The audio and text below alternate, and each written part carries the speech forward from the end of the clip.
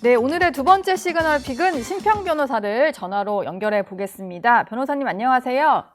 안녕하세요. 좋은 아침입니다. 예, 어제 변호사님이 올리신 글이 하루 종일 화제였는데 예, 이번 주 초에 김건희 여사를 접견을 하고 오신 거죠? 그저께, 그저께. 오후에 갔다 왔습니다. 근데 접견 계기가 어떤 요청을 받고 가셨다라고 하는데 뭐 진보 진영에서 활동하는 기자라고 설명을 하셨어요. 예, 그게 조금 이제 특이하더라고요, 계기가. 좀 특이하죠? 네, 그것도 사람들이 믿기 어렵겠지만은, 기자분은 이제 여튼 윤 대통령 네 분에 대해서, 네, 어떤 아주 뭐 긍정적인 평가를 하시는 분인데, 뭐 그러면서도 자기 직업상 두 분을 많이 비난을 했죠. 예. 그러면서 어떤 마음이 많이 안 됐다. 음. 그러니까 신 변호사님이 그래도 가서 좀 위로를 해줄 수 있는 제일 적격자가 아니겠냐. 네. 그러니까 꼭 한번 가서 자기를 대신해서 한번 위로를 해달라고 그렇게 요청을 했죠. 근데 이제 공개하신 글 중에 보면 김건희 여사가 예, 접견실에 앉자마자 뭐 내가 예, 죽어버려야 남편에게 살 길이 열리지 않겠냐 이런 말을 했다고 예, 하셨잖아요. 예. 이게 진짜 앉자마자 이런 말이 먼저 나온 건가요?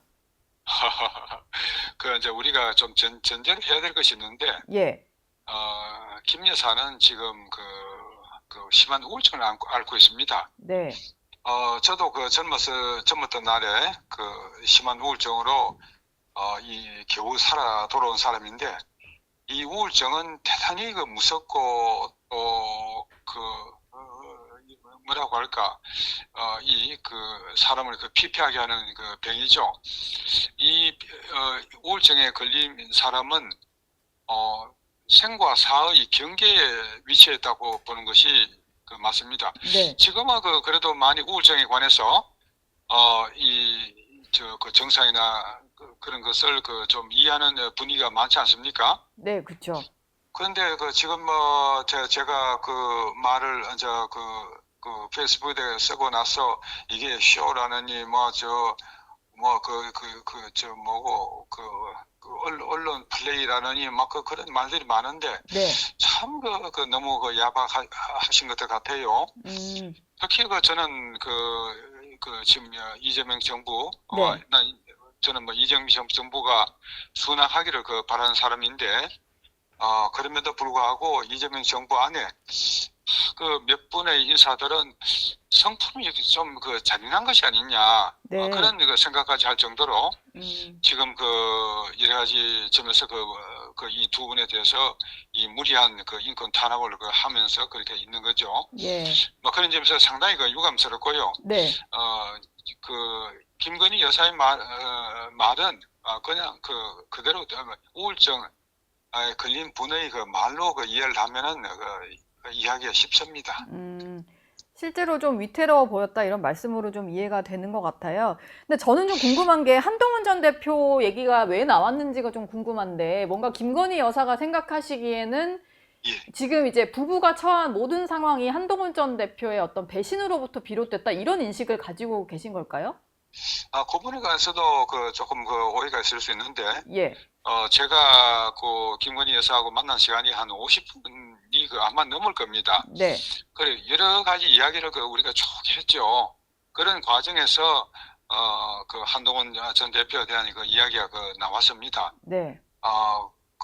그리고 한동훈 전 대표의 지나간 행적에 관해서는 김 여사나 저나 이해를 공유하고 있는 것이, 네. 한동훈 전 당대표가 비대위원장 시절부터 자신이 어떤 최고의 자리에 오르겠다는 그런 야심을 가지고 이 윤석열 대통령에 대해서 어떤 이 배반의 마음을 가진 네. 궁정 쿠데타를 계획하고 실행했다고 저는 보고 있고, 그 후에 일관되게 한동훈 전 대표는 그런 행동의 궤적을 계속 따라서 갔던 거죠.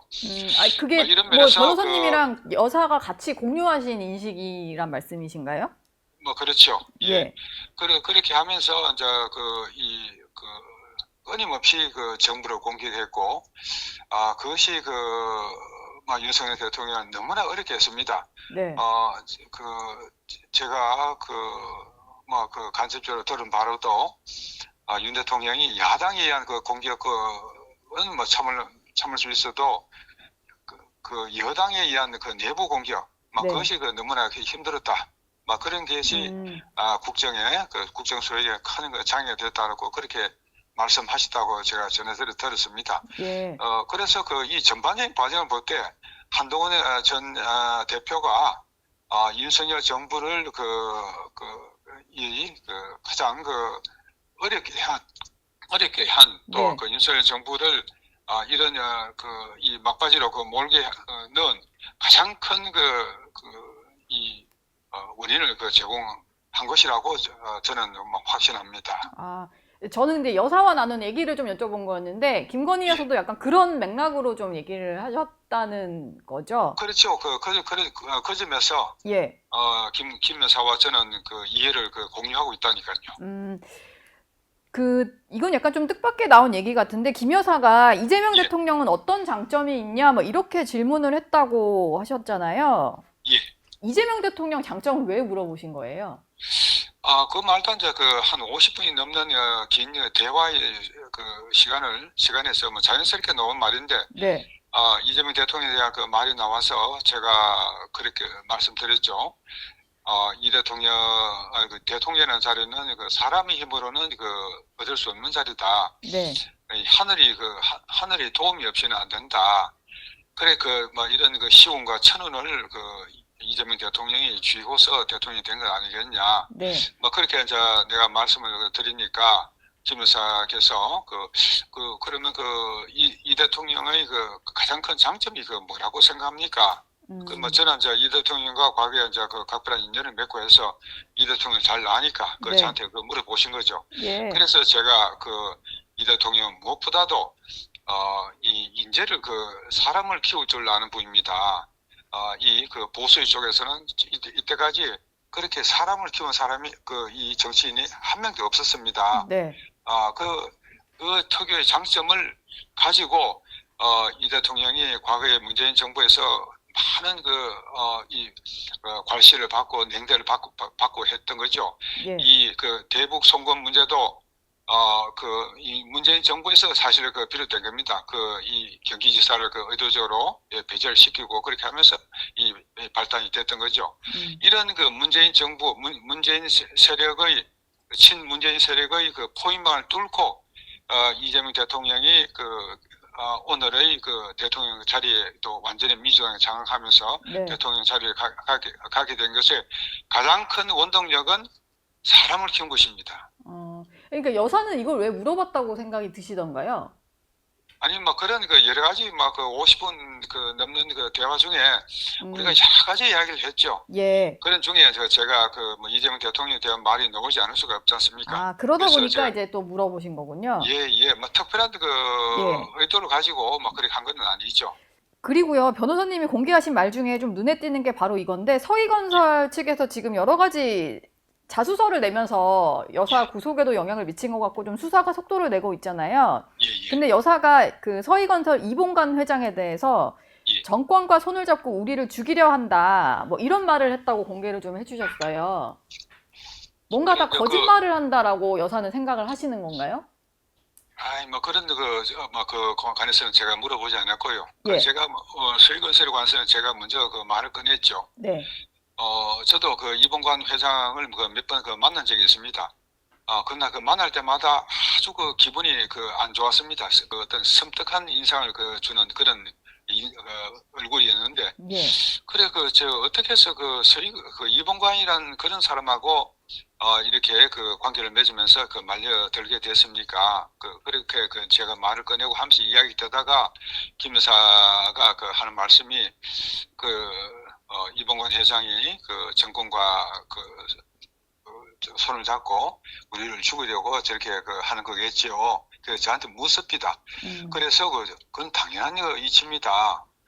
바로 그런 의도를 갖고 하는 겁니다. 하고 제가 답변을 했습니다. 아, 뭔가 그 처음 인연을 맺게 된 과정에 대해서 설명을 하신 건 아니었고, 오히려 그래, 여사가, 예, 제가 김 여사한테 물었죠. 네, 이봉관이라는 사람이 내가 보기에는 아주 냉혹하고 영악한 사업가에 불과한데 그 사람이 국가조찬기도회 회장이라는 자리를 갖고 있으니까 그래서 그 신뢰를 하게 된 겁니까? 그러니까 예, 그렇다고 막 그렇게 말씀을 하시대요. 음, 근데 지금 이제 뭐 진술을 하시는 걸 보면 뭐 예, 안가에서 만났다라든지 그리고 예, 목걸이 실물도 제출을 했다고 하고 예, 사위와 관련해서의 어떤 뭐 청탁 이런 얘기도 많이 나오잖아요. 그럼 예. 여사는 이 모든 게 다 이봉관 회장이 지어내고 있는 말이다. 뭐 이런 생각이신가 봐요. 아니, 그에 관해서는 제가 물어보지도 않았고, 뭐, 네, 이미 그 일은 다